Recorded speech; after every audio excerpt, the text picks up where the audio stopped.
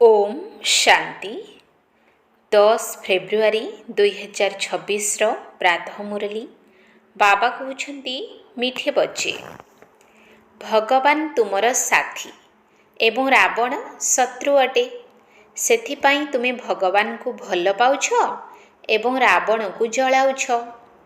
भगवान तुमर साथी एवं रावण शत्रु अटे सेथिपाई तुमे भगवान को भल पाउछ एवं रावण को जलाउछ। प्रश्न केउ पिला मानकु अनेकंकर आशीर्वाद स्वतः मिल जाउछि? केउ पिला मानकु अनेकंकर आशीर्वाद स्वतः मिल जाउछि? उत्तर जेउ पिला माने बाबांक स्मृति रे रही निजे पवित्र होई अन्य मानकु निज परि करूछंती सेमानकु अनेकंकर आशीर्वाद मिल जाउछि। सेमाने बहुत उच्च पद प्राप्त करूछंती। बाबा तुम मानकु श्रेष्ठ करिबा पई एकमात्र श्रीमत देउछंती। पिला माने कौनसी भी देहधारी को मन न पकाई केवल मते मन पकाओ। गीत आखिर वह दिन आया आज। ओम शांति। ओम शांतिर अर्थ को तो बाबा आम मानकु बुझाई देइछंती। ओम अर्थात मु आत्मा एवं एहा मोर शरीर। आत्मा तो देखा जाए नहीं, आत्मारे ही भल बा खराब संस्कार रही थाए। आत्मारे ही मन बुद्धि अछि, शरीर रे बुद्धि नाही। मुख्य हेउछि आत्मा, शरीर तो मोर। आत्मा को केही देखि पारंती नाही। शरीर को आत्मा देखि थाए, आत्मा को शरीर देखि पारे नाही। आत्मा बाहरी गले शरीर जड़ होई जाए। आत्मा को देखी हुए नहीं, शरीर को देखी हुए। सही परी आत्मार जी पिता जहाँ को ओ गॉड फादर कहा जाए से मध्य देखा जाती नहीं, तांको केवल बुझी हुए जानी हुए। आमे आत्मा सबु भाई भाई अटु। शारीरिक संबंध रे कहा जीव ये भाई भाई बा भौणी भाई अटंती। वास्तव रे आत्मा माने तो सबु भाई भाई अटंती। आत्मा मानकर पिता हेले परम पिता परमात्मा। शरीरधारी भाई भौणी माने परस्पर को देखि पारंती नाही। आत्मा मानकर पिता हेले जणे, तांको देखि हुए नाही। तेबे वर्तमान पुराणा दुनिया को नुआ करिबा पई बाबा आसीछंती। नुआ दुनिया सत्य जुग थिला, एबे पुराणा दुनिया कली जुग अटे, जहा के एबे परिवर्तन हेबाकू जाउछि। वास्तव रे पुराणा दुनिया तो समाप्त हेबा दरकार ना। जेपरि पुराणा घर भांगी नष्ट होई गले नुआ घर तैयारी होई थाए, सही परि एही पुराणा दुनिया मध्य विनाश हेबाकू जाउछि। सत्य जुग परे त्रेतया, द्वापर, कली जुग, पुणी एही चारि जुग परे सत्य जुग निश्चित आसीबो। विश्वर इतिहास भूगोलर पुनरावृत्ति निश्चित हेबो। सत्य जुगरे देवी देवता मानकर राज्य थाए। सूर्यवंशी एवं चंद्रवंशी सेमानकु कहा जाए। जेउ माने कि लक्ष्मी नारायण वंशर एवं राम सीता वंशर अटंती। एक कथा तो बहुत सहज अटे ना। पुणी द्वापर जुग एवं कली जुगरे अन्य धर्म सबु आसी थांती। तापरे पुणी देवता माने जेउ माने कि दिने संपूर्ण पवित्र थिले सेमाने अपवित्र होई जांती, जाहाकु रावण राज्य कहा जाए। रावण को वर्ष वर्ष धरी जलाई आसुछंती, परंतु सी जळू ही नाही। तेणु ताकु प्रतिवर्ष जलाई चलीछंती। से समस्तंकर सबुठारु बड़ शत्रु, सेथिपाई ताकु जलाइबार प्रथा होई जाइछि। भारतर प्रथम नंबर शत्रु किए? आउ पुणी प्रथम नंबर मित्र सदाकालर सुखदाता हेउछंती खुदा। सेथिपाई खुदांकु साथी कहा जाए ना। ए विषय रे गोटे कहानी भी अछि। तेणु भगवान हेले आम समस्तंकर साथी, रावण आमर शत्रु। खुदा जी कि आम समस्तंकर साथी, तांको केबे भी केही जलाइबे नाही। से समस्तंकर शत्रु। तेणु 10 मुंड वाला रावण तैयारी करी ताकु वर्ष वर्ष धरी जलाई आसुछंती। गांधीजी मध्य कहूथिले आमको राम राज्य दरकार, कारण राम राज्य रे सुख अछि एवं रावण राज्य रे दुख अछि। तेबे एसबु कथा एबे किए बुझाउछंती? पतित पावन बाबा। शिव हेले आम मानकर बाबा, ब्रह्मा हेउछंती दादा। ବାବା ସର୍ବଦା ହସ୍ତାକ୍ଷର କରିବା ସମୟରେ ବାପ ଦାଦା ବୋଲି ଲେଖିଥାନ୍ତି। ତେଣୁ ପ୍ରଜାପିତା ବ୍ରହ୍ମା ମଧ୍ୟ ସମସ୍ତଙ୍କର ହୋଇଗଲେ, ଯାହାଙ୍କୁ ଆଦମ ଅର୍ଥାତ୍ ଆଦି ପିତା ମଧ୍ୟ କୁହାଯାଏ। ତାଙ୍କୁ ଗ୍ରେଟ୍ ଗ୍ରେଟ୍ ଗ୍ରାଣ୍ଡ ଫାଦର କୁହାଯାଏ, ଯିଏକି ଏହି ମନୁଷ୍ୟ ସୃଷ୍ଟିର ପ୍ରଜାପିତା ହୋଇଗଲେ। ପ୍ରଜାପିତା ବ୍ରହ୍ମାଙ୍କ ଦ୍ୱାରା ହିଁ ବ୍ରାହ୍ମଣ ରଚନା କରାଯାଏ। ପରେ ସେହି ବ୍ରାହ୍ମଣମାନେ ହିଁ ଦେବତା ହୁଅନ୍ତି। ଦେବତାମାନେ ପୁଣି କ୍ଷତ୍ରିୟ, ବୈଶ୍ୟ, ଶୂଦ୍ର ହୁଅନ୍ତି। ଏହାଙ୍କୁ ହିଁ କୁହାଯାଏ ପ୍ରଜାପିତା ବ୍ରହ୍ମା ମନୁଷ୍ୟ ସୃଷ୍ଟିର ସବୁଠାରୁ ବଡ଼। ପ୍ରଜାପିତା ବ୍ରହ୍ମାଙ୍କର କେତେ ଢେର ସନ୍ତାନ ଅଛନ୍ତି। ସମସ୍ତେ ବାବା ବାବା କହୁଛନ୍ତି। ଇଏ ହେଲେ ସାକାର ବାବା, ଶିବ ବାବା ହେଲେ ନିରାକାର ବାବା। ଗାୟନ ମଧ୍ୟ ରହିଛି, ଭଗବାନ ପ୍ରଜାପିତା ବ୍ରହ୍ମାଙ୍କ ଦ୍ୱାରା ନୂଆ ମନୁଷ୍ୟ ସୃଷ୍ଟିର ରଚନା କରନ୍ତି। ଏବେ ଏହା ତୁମର ପୁରୁଣା ଖାଲ ବା ଶରୀର ଅଟେ। ବର୍ତ୍ତମାନ ଏହା ହେଉଛି ପତିତ ଦୁନିଆ, ରାବଣ ରାଜ୍ୟ। ଏବେ ରାବଣର ଆସୁରୀ ଦୁନିଆ ସମାପ୍ତ ହୋଇଯିବ। ସେଇଥିପାଇଁ ଏହି ମହାଭାରତ ଲଢ଼େଇ ଲାଗିବାକୁ ଯାଉଛି। ତାପରେ ସତ୍ୟ ଯୁଗରେ ଏହି ରାବଣ ରୂପୀ ଶତ୍ରୁକୁ ଆଉ କେହି ଜଳାଇବେ ନାହିଁ, କାରଣ ରାବଣ ସେଠାରେ ରହିବ ହିଁ ନାହିଁ। ଏହି ରାବଣ ହିଁ ଦୁଃଖର ଦୁନିଆ ରଚନା କରିଛି। ଏହିପରି ନୁହେଁ ଯେ ଯେଉଁମାନଙ୍କ ପାଖରେ ବହୁତ ପଇସା ଅଛି, ବଡ଼ ବଡ଼ ମହଲ ଅଛି, ସେମାନେ ସ୍ୱର୍ଗରେ ଅଛନ୍ତି। ବାବା ବୁଝାଉଛନ୍ତି, ଯଦିଓ କାହା ପାଖରେ କୋଟି କୋଟି ଟଙ୍କା ଅଛି, ପରନ୍ତୁ ଏସବୁ ତ ମାଟିରେ ମିଶିଯିବ। ନୂଆ ଦୁନିଆରେ ପୁଣି ନୂଆ ଖଣି ବାହାରିଥାଏ, ଯେଉଁଥିରୁ ନୂଆ ଦୁନିଆର ସବୁ ମହଲ ଆଦି ତିଆରି କରାଯାଏ। ଏହି ପୁରୁଣା ଦୁନିଆ ଏବେ ସମାପ୍ତ ହେବାକୁ ଯାଉଛି। ମନୁଷ୍ୟମାନେ ସଦ୍ଗତି ପାଇବା ପାଇଁ ହିଁ ଭକ୍ତି କରିଥାନ୍ତି। କହନ୍ତି, ହେ ପତିତ ପାବନ, ଆମକୁ ପାବନ କର। ଆମେ ଏବେ ବିକାରୀ ହୋଇଯାଇଛୁ। ବିକାରୀମାନଙ୍କୁ ହିଁ ପତିତ ବୋଲି କୁହାଯାଏ। ସତ୍ୟ ଯୁଗରେ ସମସ୍ତେ ସମ୍ପୂର୍ଣ୍ଣ ନିର୍ବିକାରୀ ରହିଥାନ୍ତି। ସେଠାରେ ସନ୍ତାନମାନେ ମଧ୍ୟ ଯୋଗ ବଳ ଦ୍ୱାରା ଜନ୍ମ ହୁଅନ୍ତି। ସେଠାରେ କୌଣସି ବିକାର ନଥାଏ, ନା ଦେହ ଅଭିମାନ, ନା କାମ, କ୍ରୋଧ, ପାଞ୍ଚ ବିକାର ହିଁ ନଥାଏ। ସେଥିପାଇଁ ସେଠାରେ କେବେ ହେଲେ ରାବଣକୁ ଜଳାନ୍ତି ନାହିଁ। ବର୍ତ୍ତମାନ ତ ଏଠାରେ ରାବଣର ରାଜ୍ୟ ଚାଲିଛି। ଏବେ ବାବା କହୁଛନ୍ତି, ତୁମେମାନେ ପବିତ୍ର ହୁଅ। ଏହି ପତିତ ଦୁନିଆ ସମାପ୍ତ ହେବାକୁ ଯାଉଛି। ଯେଉଁମାନେ ଶ୍ରୀମତ ଏହି ପତିତ ଦୁନିଆ ସମାପ୍ତ ହେବାକୁ ଯାଉଛି। ଯେଉଁମାନେ ଶ୍ରୀମତ ଅନୁସାରେ ପବିତ୍ର ରୁହନ୍ତି, ସେମାନେ ସାରା ବିଶ୍ୱର ରାଜତ୍ୱର ସମ୍ପତ୍ତି ପ୍ରାପ୍ତ କରିଥାନ୍ତି। ଏହି ଲକ୍ଷ୍ମୀ ନାରାୟଣଙ୍କ ରାଜ୍ୟ ଥିଲା ନା? ଏବେ ତ ରାବଣ ରାଜ୍ୟ ଚାଲିଛି, ଯାହାକି ଅଳ୍ପ ଦିନ ଭିତରେ ସମାପ୍ତ ହେବାକୁ ଯାଉଛି। ସତ୍ୟଯୁଗୀ ରାମରାଜ୍ୟ ସ୍ଥାପନ ହେବ। ସତ୍ୟଯୁଗରେ ଦିଲ୍ଲୀ ହିଁ ରାଜଧାନୀ ହୋଇଥାଏ, ଯେଉଁଠାରେ ହିଁ ଲକ୍ଷ୍ମୀ ନାରାୟଣଙ୍କର ରାଜତ୍ୱ ଚାଲିଥାଏ। ରାବଣ ରାଜ୍ୟରେ ମଧ୍ୟ ଦିଲ୍ଲୀ ରାଜଧାନୀ ଅଛି ଏବଂ ରାମ ରାଜ୍ୟରେ ମଧ୍ୟ ଦିଲ୍ଲୀ ରାଜଧାନୀ ଥିଲା। ପରନ୍ତୁ ରାମ ରାଜ୍ୟରେ ତ ହୀରା ନୀଳାର ମହଲ ଥିଲା, ଅପାର ସୁଖ ଥିଲା। ଏବେ ବାବା କହୁଛନ୍ତି, ତୁମେମାନେ ଯେଉଁ ବିଶ୍ୱର ରାଜତ୍ୱକୁ ହରାଇଛ, ତାହା ମୁଁ ପୁଣି ଥରେ ତୁମମାନଙ୍କୁ ଦେଉଛି। ତୁମେମାନେ ଏବେ ମୋର ମତ ଅନୁସାରେ ଚାଲ। ଯଦି ଶ୍ରେଷ୍ଠ ହେବାକୁ ଚାହୁଁଛ, ତେବେ କେବଳ ମୋତେ ସ୍ମରଣ କର। ଅନ୍ୟ କୌଣସି ଦେହଧାରୀଙ୍କୁ ସ୍ମରଣ କର ନାହିଁ।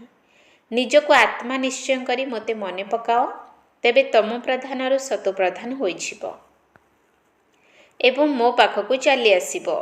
ମୋର ଗଳାର ମାଳା ହୋଇ ପୁଣି ବିଷ୍ଣୁଙ୍କ ଗଳାର ମାଳା ହୋଇଯିବ। ମାଳାର ସର୍ବୋଚ୍ଚ ସ୍ଥାନରେ ମୁଁ ରହିଛି। ମୋ ପରେ ବ୍ରହ୍ମା ସରସ୍ୱତୀ 2 ଜଣ ଅଛନ୍ତି।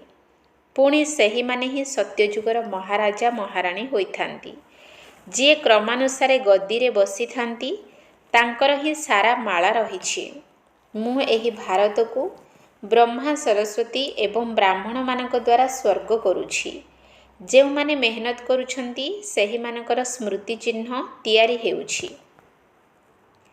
ତାହା ହେଲା ରୁଦ୍ରମାଳା ଏବଂ ଏହା ବିଷ୍ଣୁଙ୍କର ମାଳା। ଆତ୍ମାମାନଙ୍କର ମାଳାକୁ ରୁଦ୍ରମାଳା କୁହାଯାଏ ଏବଂ ମନୁଷ୍ୟମାନଙ୍କର ମାଳାକୁ ବିଷ୍ଣୁମାଳା କୁହାଯାଏ। ଆତ୍ମାମାନଙ୍କର ବାସସ୍ଥାନ ହେଲା ନିରାକାରୀ ଦୁନିଆ, ପରମଧାମ, ଯାହାକୁ ବ୍ରହ୍ମାଣ୍ଡ ମଧ୍ୟ କୁହାଯାଉଛି। ଆତ୍ମାର ଆକାର ବାସ୍ତବରେ ଅଣ୍ଡା ପରି ହୋଇନଥାଏ। ଆତ୍ମା ତ ବିନ୍ଦୁ ସଦୃଶ ଅଟେ। ଆମେ ସବୁ ଆତ୍ମାମାନେ ସେଠାରେ ସୁଇଟ୍ ହୋମ୍ର ନିବାସୀ ଅଟୁ। ଆମେ ଆତ୍ମାମାନେ ବାବାଙ୍କ ସାଥିରେ ସେଠାରେ ରହିଥାଉ। ତାହା ହେଉଛି ମୁକ୍ତିଧାମ। ମନୁଷ୍ୟମାନେ ଚାହୁଁଛନ୍ତି ଆମେ ମୁକ୍ତିଧାମକୁ ଯିବୁ, ପରନ୍ତୁ କେହି ଜଣେ ବି ସେଠାକୁ ଯାଇପାରିବେ ନାହିଁ। ସମସ୍ତଙ୍କୁ ପାଠ କରିବାକୁ ହିଁ ହେବ। ସେ ପର୍ଯ୍ୟନ୍ତ ବାବା ତୁମମାନଙ୍କୁ ପ୍ରସ୍ତୁତ କରାଇ ଚାଲିଥାନ୍ତି। ତୁମେମାନେ ପ୍ରସ୍ତୁତ ହୋଇଗଲେ ବାକି ଯେଉଁ ସବୁ ଆତ୍ମାମାନେ ଅଛନ୍ତି ସେମାନେ ସବୁ ଆସିଯିବେ। ତାପରେ ସବୁକିଛି ସମାପ୍ତ ହୋଇଯିବ। ତୁମେମାନେ ଯାଇ ନୂଆ ଦୁନିଆରେ ରାଜତ୍ୱ କରିବ। ପୁଣି କ୍ରମାନୁସାରେ ଚକ୍ର ଚାଲିବ। ତୁମେମାନେ ଗୀତରେ ଶୁଣିଲ ନା, ଆଖିର ବହ ଦିନ ଆୟା ଆଜ। ତୁମେମାନେ ଜାଣିଛ ଭାରତବାସୀ ଯେଉଁମାନେ କି ଏବେ ନର୍କବାସୀ ହୋଇଯାଇଛନ୍ତି ସେମାନେ ପୁଣି ସ୍ୱର୍ଗବାସୀ ହେବେ। ବାକି ସବୁ ଆତ୍ମାମାନେ ଶାନ୍ତିଧାମକୁ ଚାଲିଯିବେ। ବହୁତ ସଂକ୍ଷେପରେ ବୁଝାଇବାକୁ ହେବ। ଅଲଫ ବାବା ବେ ବାଦଶାହୀ। ଅଲଫଙ୍କୁ ବାଦଶାହୀ ମିଳିଯାଉଛି। ଏବେ ବାବା କହୁଛନ୍ତି ମୁଁ ପୁଣି ଥରେ ସେହି ରାଜତ୍ୱର ସ୍ଥାପନା କରୁଛି। ତୁମେମାନେ 84 ଜନ୍ମ ଭୋଗ କରି ଏବେ ପତିତ ହୋଇଯାଇଛ। ରାବଣ ତୁମମାନଙ୍କୁ ପତିତ କରିଦେଇଛି। ପୁଣି ପାବନ କିଏ କରୁଛନ୍ତି? ଭଗବାନ, ଯାହାଙ୍କୁ ପତିତ ପାବନ ବୋଲି କହୁଛନ୍ତି। ତୁମେ କିପରି ପତିତରୁ ପାବନ, ପାବନରୁ ପତିତ ହେଉଛ, ସେହି ଇତିହାସ ଭୂଗୋଳର ପୁନରାବୃତ୍ତି ହେବ। ଏହି ବିନାଶ ମଧ୍ୟ ଏଇଥିପାଇଁ ହିଁ ହେଉଛି। କହୁଛନ୍ତି ଶାସ୍ତ୍ରରେ ବର୍ଣ୍ଣନା ଅଛି ଯେ ବ୍ରହ୍ମାଙ୍କର ଆୟୁଷ 100 ବର୍ଷ। ଇଏ ଯେଉଁ ବ୍ରହ୍ମା ଅଛନ୍ତି ଯାହାଙ୍କର ଶରୀରର ଆଧାର ନେଇ ବାବା ସତ୍ୟଯୁଗୀ ସମ୍ପତ୍ତି ଦେଉଛନ୍ତି, ସେ ମଧ୍ୟ ଦେହତ୍ୟାଗ କରିବେ। ଆତ୍ମାମାନଙ୍କର ପିତା ଆସି ବୁଝାଉଛନ୍ତି ମନୁଷ୍ୟ କେବେ ବି ମନୁଷ୍ୟକୁ ପାବନ କରିପାରିବ ନାହିଁ। ଦେବତାମାନେ କେବେ ହେଲେ ବିକାରରୁ ଜନ୍ମ ନିଅନ୍ତି ନାହିଁ। ତେବେ ପୁନର୍ଜନ୍ମ ତ ସମସ୍ତେ ନେଇଥାନ୍ତି ନା। ବାବା କେତେ ଭଲ ଭାବରେ ବୁଝାଉଛନ୍ତି କି କାଳେ ଭାଗ୍ୟ ଉଦୟ ହୋଇଯିବ। ବାବା ମନୁଷ୍ୟମାନଙ୍କର ଭାଗ୍ୟ ଉଦୟ କରିବା ପାଇଁ ଏଠାକୁ ଆସିଥାନ୍ତି। ଏଠାରେ ସମସ୍ତେ ପତିତ ଦୁଃଖୀ ହୋଇଯାଇଛନ୍ତି ନା। ଶେଷରେ ସମସ୍ତେ ତ୍ରାହି ତ୍ରାହି କରି କରି ବିନାଶ ହୋଇଯିବେ। ସେଥିପାଇଁ ବାବା କହୁଛନ୍ତି ତ୍ରାହି ତ୍ରାହି କରିବା ପୂର୍ବରୁ ଅବିନାଶୀ ପିତାଙ୍କଠାରୁ ସ୍ୱର୍ଗର ରାଜତ୍ୱ ରୂପୀ ସମ୍ପତ୍ତି ନେଇଯାଅ। ଏହି ଦୁନିଆରେ ଯାହା କିଛି ବି ଦେଖୁଛ ସେସବୁ ସମାପ୍ତ ହୋଇଯିବ। ଫଲ୍ ଅଫ୍ ଭାରତ ଅର୍ଥାତ୍ ଭାରତର ପତନ, ରାଇଜ୍ ଅଫ୍ ଭାରତ ଅର୍ଥାତ୍ ଭାରତର ଉତ୍ଥାନର ଏହା ଏକ ଖେଳ ଅଟେ। ଏବେ ରାଇଜ୍ ଅଫ୍ ୱାର୍ଲଡ ଅର୍ଥାତ୍ ବିଶ୍ୱର ଉତ୍ଥାନ ହେଉଛି। ସ୍ୱର୍ଗରେ କିଏ କିଏ ରାଜତ୍ୱ କରିଥାନ୍ତି ଏସବୁ ବାବା ବସି ବୁଝାଉଛନ୍ତି। ରାଇଜ୍ ଅଫ୍ ଭାରତ ଦେବତାମାନଙ୍କର ରାଜ୍ୟ ଏବଂ ଫଲ୍ ଅଫ୍ ଭାରତ ରାବଣର ରାଜ୍ୟ। ଏବେ ନୂଆ ଦୁନିଆର ସ୍ଥାପନା ହେଉଛି। ସେହି ନୂଆ ଦୁନିଆର ବର୍ଷା ନେବା ପାଇଁ ତୁମେମାନେ ବାବାଙ୍କ ପାଖରେ ପାଠ ପଢ଼ୁଛ। ମନୁଷ୍ୟରୁ ଦେବତା ହେବାର ପାଠପଢ଼ା କେତେ ସହଜ ଏହି କଥାକୁ ମଧ୍ୟ ଭଲ ଭାବରେ ବୁଝିବାକୁ ହେବ। କେଉଁ କେଉଁ ଧର୍ମ କେବେ ଆସୁଛି? ଦ୍ୱାପର ଯୁଗ ପରେ ହିଁ ଅନ୍ୟ ଧର୍ମ ସବୁ ଆସିଥାନ୍ତି। ସେମାନେ ପ୍ରଥମେ ସୁଖ ଭୋଗ କରନ୍ତି, ପୁଣି ପରେ ଦୁଃଖ ଆସିଥାଏ। ସାରା ଚକ୍ରର ଜ୍ଞାନକୁ ବୁଦ୍ଧିରେ ରଖିବାକୁ ହେବ, ଯାହାଦ୍ୱାରା ତୁମେମାନେ ଚକ୍ରବର୍ତ୍ତୀ ମହାରାଜା ମହାରାଣୀ ହୋଇଥାଅ। ଅନ୍ୟମାନଙ୍କୁ କେବଳ ଅଲଫ ଏବଂ ବେ କଥା ବୁଝାଇବାକୁ ହେବ। ଏବେ ତ ବିନାଶ ନିଶ୍ଚିତ ହେବ। ସମୟ ଆସିବ, ଏତେ ହଙ୍ଗାମା ହେବ ଯେ ବିଦେଶରୁ କେହି ବି ଫେରିପାରିବେ ନାହିଁ। ସେଥିପାଇଁ ବାବା ବୁଝାଉଛନ୍ତି ଭାରତ ଭୂମି ସବୁଠାରୁ ଉତ୍ତମ। ବହୁତ ଜବରଦସ୍ତ ଲଢ଼େଇ ହେବ। ପୁଣି ଯେଉଁମାନେ ଯେଉଁଠି ଅଛନ୍ତି ସେମାନେ ସେହିଠାରେ ହିଁ ରହିଯିବେ। 50-60 ଲକ୍ଷ ଟଙ୍କା ଦେଲେ ମଧ୍ୟ ବହୁତ କଷ୍ଟରେ ଆସିପାରିବେ। ଭାରତ ଭୂମି ସବୁଠାରୁ ଉତ୍ତମ, ଯେଉଁଠାରେ ବାବା ଆସି ଅବତାର ନେଉଛନ୍ତି। ଶିବ ଜୟନ୍ତୀ ମଧ୍ୟ ଏହିଠାରେ ହିଁ ପାଳନ କରାଯାଏ। ଗୀତାରେ କେବଳ ଶ୍ରୀକୃଷ୍ଣଙ୍କର ନାମ ଲେଖିଦେବା କାରଣରୁ ହିଁ ବାବାଙ୍କର ସମସ୍ତ ମହିମା ସମାପ୍ତ ହୋଇଯାଇଛି। ବାସ୍ତବରେ ସବୁ ମନୁଷ୍ୟ ମାତ୍ରଙ୍କର ମୁକ୍ତିଦାତା ଏହିଠାରେ ହିଁ ଆସି ଅବତାର ନେଇଥାନ୍ତି। ସେଥିପାଇଁ ଶିବ ଜୟନ୍ତୀ ମଧ୍ୟ ଏହିଠାରେ ହିଁ ପାଳନ କରିଥାନ୍ତି। ସେ ହିଁ ଗଡ୍ ଫାଦର ଅଟନ୍ତି, ଯିଏକି ଏଠାକୁ ଆସି ଦୁଃଖରୁ ଲିବରେଟ୍ କରୁଛନ୍ତି। ତେଣୁ ଏପରି ବାବାଙ୍କୁ ନମସ୍କାର କରିବା ଦରକାର। ତାଙ୍କର ହିଁ ଜୟନ୍ତୀ ପାଳନ କରିବା ଦରକାର। ସେହି ବାବା ଏଠାକୁ ଅର୍ଥାତ୍ ଭାରତକୁ ଆସି ସମସ୍ତଙ୍କୁ ପାବନ କରିଥାନ୍ତି। ସେଥିପାଇଁ ଭାରତ ସବୁଠାରୁ ବଡ଼ ତୀର୍ଥ ହୋଇଗଲା। ବାବା ସମସ୍ତଙ୍କୁ ଦୁର୍ଗତିରୁ ମୁକ୍ତ କରି ସଦ୍ଗତି ଦେଇଥାନ୍ତି। ଏହି ଡ୍ରାମା ପୂର୍ବ ନିର୍ଦ୍ଧାରିତ। ଏବେ ତୁମେ ଆତ୍ମାମାନେ ଜାଣୁଛ ଆମର ବାବା ଆମକୁ ଏହି ଶରୀର ଦ୍ୱାରା ଏହି ରହସ୍ୟକୁ ବୁଝାଉଛନ୍ତି। ଆମେ ଆତ୍ମାମାନେ ମଧ୍ୟ ଏହି ଶରୀର ଦ୍ୱାରା ଶୁଣୁଛୁ। ଏବେ ସମସ୍ତଙ୍କୁ ଆତ୍ମ ଅଭିମାନୀ ହେବାକୁ ପଡ଼ିବ। ନିଜକୁ ଆତ୍ମା ନିଶ୍ଚୟ କରି ବାବାଙ୍କୁ ମନେ ପକାଅ, ତେବେ ଖାଦ ବାହାରିଯିବ ଏବଂ ଆତ୍ମା ପବିତ୍ର ହୋଇ ବାବାଙ୍କ ପାଖକୁ ଚାଲିଯିବ। ଯେତେ ବାବାଙ୍କୁ ମନେ ପକାଇବ ସେତେ ପବିତ୍ର ହେବ। ଯଦି ଅନ୍ୟମାନଙ୍କୁ ନିଜ ସମାନ କରିବ ତେବେ ବହୁତଙ୍କର ଆଶୀର୍ବାଦ ମିଳିବ ଏବଂ ଉଚ୍ଚପଦ ମଧ୍ୟ ପ୍ରାପ୍ତ କରିପାରିବ। ସେଥିପାଇଁ ଗାୟନ କରନ୍ତି, ସେକେଣ୍ଡରେ ଜୀବନ ମୁକ୍ତି ପ୍ରାପ୍ତି ହୁଏ। ଆଚ୍ଛା, ମିଠା ମିଠା ଶିକିଲ ଦିଏ ସନ୍ତାନମାନଙ୍କ ପ୍ରତି ମାତା ପିତା ବାପଦାଦାଙ୍କର ମଧୁର ସ୍ନେହ ସମ୍ପନ୍ନ ଶୁଭେଚ୍ଛା ଏବଂ ସୁପ୍ରଭାତ। ଆତ୍ମିକ ପିତାଙ୍କର ଆତ୍ମିକ ସନ୍ତାନମାନଙ୍କୁ ନମସ୍ତେ। ଆତ୍ମିକ ସନ୍ତାନମାନଙ୍କର ଆତ୍ମିକ ବାପଦାଦାଙ୍କୁ ନମସ୍ତେ ନମସ୍ତେ ନମସ୍ତେ। ସୁପ୍ରଭାତ। ଧାରଣ ପାଇଁ ମୁଖ୍ୟ ସାର। 1 ନମ୍ବର ପଏଣ୍ଟ। ଶ୍ରୀମତ ଅନୁସାରେ ପବିତ୍ର ହୋଇ ପ୍ରତି ପାଦରେ ବାବାଙ୍କ ମତରେ ଚାଲି ବିଶ୍ୱର ବାଦଶାହୀ ନେବାକୁ ହେବ। ବାବାଙ୍କ ସମାନ ଦୁଃଖ ହର୍ତ୍ତା ସୁଖ କର୍ତ୍ତା ହେବାକୁ ପଡ଼ିବ। ଶ୍ରୀମତ ଅନୁସାରେ ପବିତ୍ର ହୋଇ ପ୍ରତି ପାଦରେ ବାବାଙ୍କ ମତରେ ଚାଲି ବିଶ୍ୱର ବାଦଶାହୀ ନେବାକୁ ହେବ। ବାବାଙ୍କ ସମାନ ଦୁଃଖ ହର୍ତ୍ତା ସୁଖ କର୍ତ୍ତା ହେବାକୁ ପଡ଼ିବ। 2 ନମ୍ବର ପଏଣ୍ଟ। ମନୁଷ୍ୟରୁ ଦେବତା ହେବାର ଏହି ପାଠପଢ଼ାକୁ ସର୍ବଦା ପଢ଼ିବାକୁ ହେବ। ସମସ୍ତଙ୍କୁ ନିଜ ସମାନ କରିବାର ସେବା କରି ଆଶୀର୍ବାଦ ପ୍ରାପ୍ତ କରିବାକୁ ହେବ। ମନୁଷ୍ୟରୁ ଦେବତା ହେବାର ଏହି ପାଠପଢ଼ାକୁ ସର୍ବଦା ପଢ଼ିବାକୁ ହେବ। ସମସ୍ତଙ୍କୁ ନିଜ ସମାନ କରିବାର ସେବା କରି ଆଶୀର୍ବାଦ ପ୍ରାପ୍ତ କରିବାକୁ ହେବ। ବରଦାନ। କଲ୍ୟାଣର ବୃତ୍ତି ଏବଂ ଶୁଭଚିନ୍ତକ ଭାବ ଦ୍ୱାରା ବିଶ୍ୱ କଲ୍ୟାଣର ନିମିତ୍ତ ହେଉଥିବା ତୀବ୍ର ପୁରୁଷାର୍ଥୀ ଭବ। କଲ୍ୟାଣର ବୃତ୍ତି ଏବଂ ଶୁଭଚିନ୍ତକ ଭାବ ଦ୍ୱାରା ବିଶ୍ୱ କଲ୍ୟାଣର ନିମିତ୍ତ ହେଉଥିବା ତୀବ୍ର ପୁରୁଷାର୍ଥୀ ଭବ। ତୀବ୍ର ପୁରୁଷାର୍ଥୀ ତାଙ୍କୁ କୁହାଯିବ ଯିଏ ସମସ୍ତଙ୍କ ପ୍ରତି କଲ୍ୟାଣର ବୃତ୍ତି ଏବଂ ଶୁଭଚିନ୍ତକ ଭାବ ରଖୁଥିବେ। ଯଦିଓ କେହି ତୁମକୁ ବାରମ୍ବାର ତଳକୁ ଖସାଇବାକୁ ଚେଷ୍ଟା କରୁଥିବ, ମନକୁ ହଲଚଲ କରୁଥିବ, ବିଘ୍ନ ରୂପ ହେଉଥିବ, ପୁଣି ବି ତୁମର ତା ପ୍ରତି ସର୍ବଦା ଶୁଭଚିନ୍ତକର ଅଟଳ ଭାବନା ରହୁଥିବ। କୌଣସି କଥା ପାଇଁ ଭାବନା ବଦଳି ଯାଉନଥିବ। ପ୍ରତ୍ୟେକ ପରିସ୍ଥିତିରେ ମନର ବୃତ୍ତି ଏବଂ ଭାବନା ଯଥାର୍ଥ ରହୁଥିବ। ତେବେ ଯାଇ ତୁମ ଉପରେ ତାର ପ୍ରଭାବ ପଡ଼ିବ ନାହିଁ। ତାପରେ କୌଣସି ବି ବ୍ୟର୍ଥ କଥା ଦେଖା ହିଁ ଯିବ ନାହିଁ। ତୁମର ସମୟ ବଞ୍ଚିଯିବ। ଏହା ହିଁ ହେଉଛି ବିଶ୍ୱ କଲ୍ୟାଣୀ ସ୍ଥିତି। ସ୍ଲୋଗାନ। ସନ୍ତୁଷ୍ଟତା ଜୀବନର ଶୃଙ୍ଗାର ଅଟେ। ସେଥିପାଇଁ ସନ୍ତୁଷ୍ଟମଣି ହୋଇ ନିଜେ ସନ୍ତୁଷ୍ଟ ରୁହ ଏବଂ ସମସ୍ତଙ୍କୁ ସନ୍ତୁଷ୍ଟ କର। ସନ୍ତୁଷ୍ଟତା ଜୀବନର ଶୃଙ୍ଗାର ଅଟେ। ସେଥିପାଇଁ ସନ୍ତୁଷ୍ଟମଣି ହୋଇ ନିଜେ ସନ୍ତୁଷ୍ଟ ରୁହ ଏବଂ ସମସ୍ତଙ୍କୁ ସନ୍ତୁଷ୍ଟ କର। ଅବ୍ୟକ୍ତ ଇଶାରା। ଏକତା ଏବଂ ବିଶ୍ୱାସର ବିଶେଷତା ଦ୍ୱାରା ସଫଳତା ସମ୍ପନ୍ନ ହୁଅ। ଏକ ମତ ଅର୍ଥାତ୍ ଏକତାର ବାତାବରଣ ସୃଷ୍ଟି କରିବା ପାଇଁ ସମାହିତ କରିବାର ଶକ୍ତିକୁ ଧାରଣ କର। ଭିନ୍ନତାକୁ ସମାହିତ କରିନିଅ। ସମସ୍ତଙ୍କର ବିଶେଷତାକୁ ଦେଖ। ଦୋଷ ଦୁର୍ବଳତା ଗୁଡ଼ିକୁ ତ ବିଲକୁଲ ଦେଖିବାର ହିଁ ନାହିଁ।